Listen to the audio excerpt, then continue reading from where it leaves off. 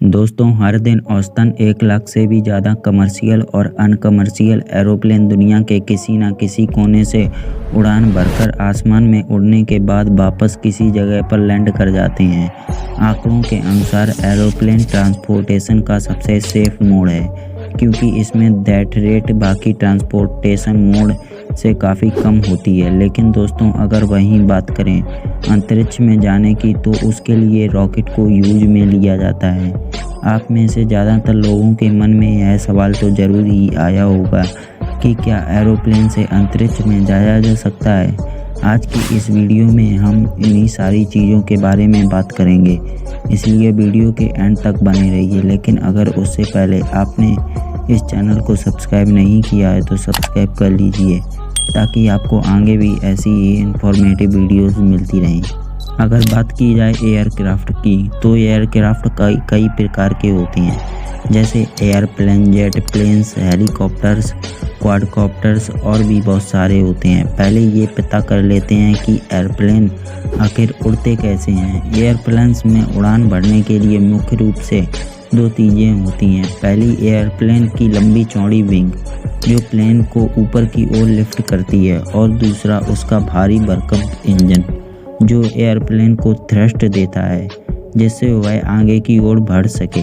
दैनिक plane को उड़ने के लिए मुख्य रूप से दो चीज़ों की ज़रूरत होती है। पहला, एयर मीडियम, जो प्लेन के विंग से टकराकर उसे ऊपर की ओर लिफ्ट करते हैं, और दूसरा ऑक्सीजन, जो फ्यूल को जलाने में मदद करते हैं। आपको शायद पता ही होगा कि बिना ऑक्सीजन के आग नहीं जलाई जा सकती।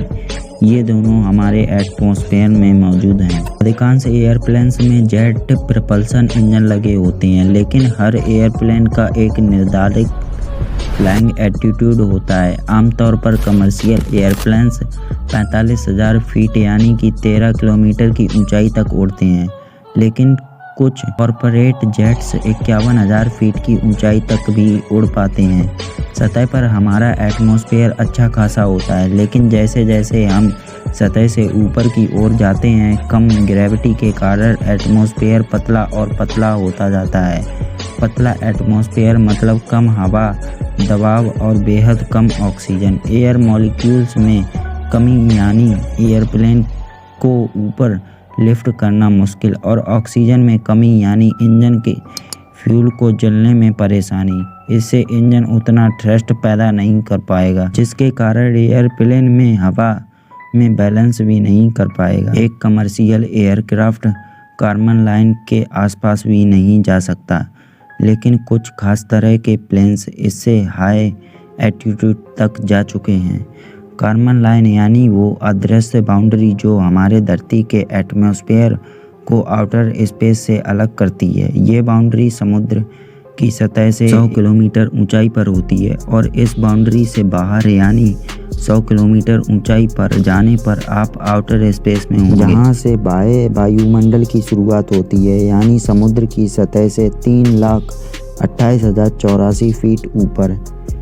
31 अगस्त 1977 को एक सोवियत टेस्ट पायलट ने ऐतिहासिक MiG-25 फाइटर प्लेन को ऐतिहासिक एल्टीट्यूड तक ले गए थे। उन्होंने उस फाइटर प्लेन को समुद्र की सतह से करीब 37,650 मीटर यानी करीब 37 किलोमीटर की ऊंचाई तक ले गए थे, जो कि ज़मीन से भरी गई उड़ान का हाईएस्ट रिकॉर्ड्स एल्टीट्यूड है।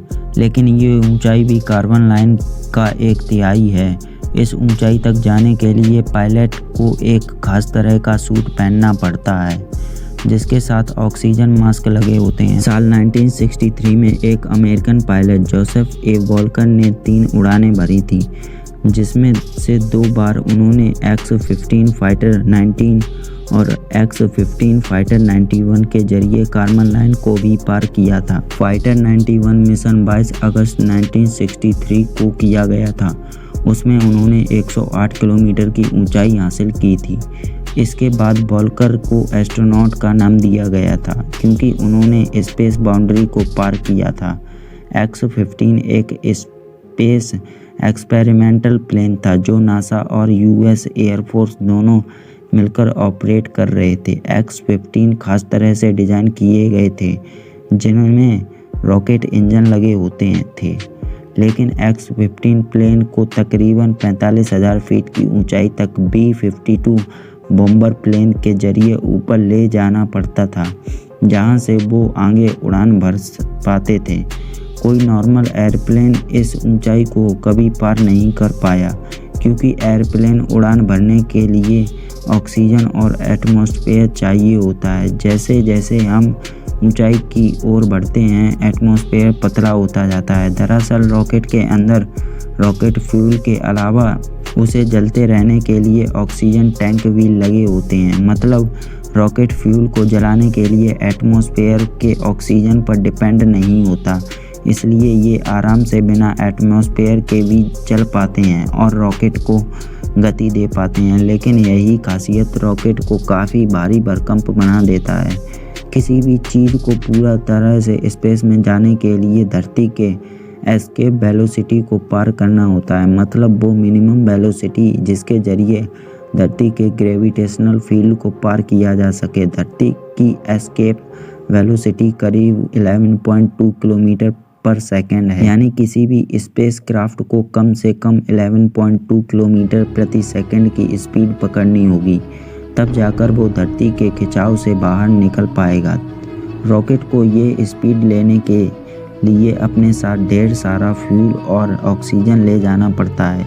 इससे रॉकेट का वजन भी उतना ही बढ़ जाता है। दोस्तों, आपका इस बारे में क्या कहना है कि क्या अभी भी एरोप्लेन स्पेस में जा सकता है? लिखिए अपना जवाब कमेंट सेक्शन में। वीडियो अगर अच्छा लगा हो तो लाइक और चैनल को सब्सक्राइब करना मत भूलना। जय हिंद, जय भारत।